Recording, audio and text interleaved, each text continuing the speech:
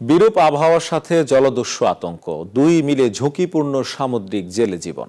মৎস্যজীবী সমিতির তথ্য মতে গত 2 বছরে সমুদ্রে নিখোঁজ হয়েছেন প্রায় 300 জেলে, আহত অসংখ্য।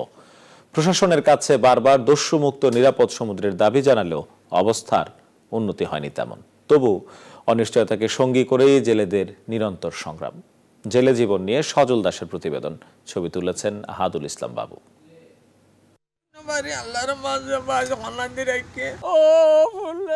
এই আহাজারি সন্তান হারানো পিতার। সমুদ্রে মাছ ধরতে গিয়ে আর ফিরে আসেনি ছেলে ওসমান গনি।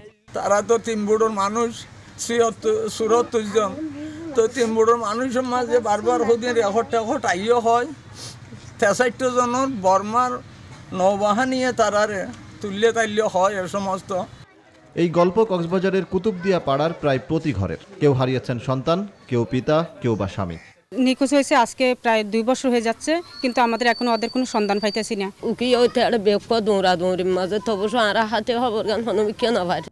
জেলেদের নিরাপদ সমুদ্রের দাবি দীর্ঘদিনের, কিন্তু পরিবেশ পাল্টায়নি এতটুকু।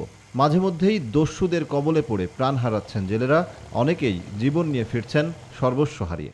সমুদ্রের মাছের ডাকা যদি আসলে তাহলে আমরা পালা যাই, আর যদি ধরতে পারলে তাহলে টাকা পয়সা নিয়ে যাই, মালপত্র উঠে নিয়ে যাই। না, ফৌজগার টাকা না, ফৌজগার দেখিনি আমরা। এটারা ফৌজগার থাকতে বলে এটারা দেখে না ভাই। সমুদ্র দস্যুমুক্ত করার চেষ্টা চলছে, বাড়ানো হয়েছে নিরাপত্তা টহল ও গ্রেফতার অভিযান, এমন দাবি প্রশাসনের। দিচ্ছেন নিখোঁজ জেলেদের পরিবারকে সহায়তার আশ্বাসও।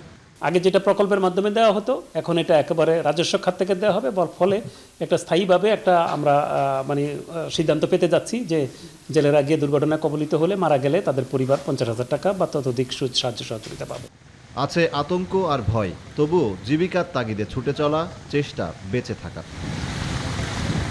এমনিতেই ঝুঁকিপূর্ণ অবস্থায় সমুদ্রে মাছ শিকার করেন মৎস্যজীবীরা, তার উপর দস্যুদের দৌরাত্ম্য। মাঝে মাঝেই জলদস্যুদের কবলে পড়ে সর্বস্ব খোয়াতে হয় তাদেরকে, আর তাই নিরাপদ সমুদ্রের দাবি জানাচ্ছেন তারা। অন্যদিকে নিরাপত্তা বাহিনীর কর্মীরা বলছেন, খুব শিগগিরই অভিযান পরিচালনার মাধ্যমে সমুদ্রে নিরাপত্তা আরও জোরদার করা হবে।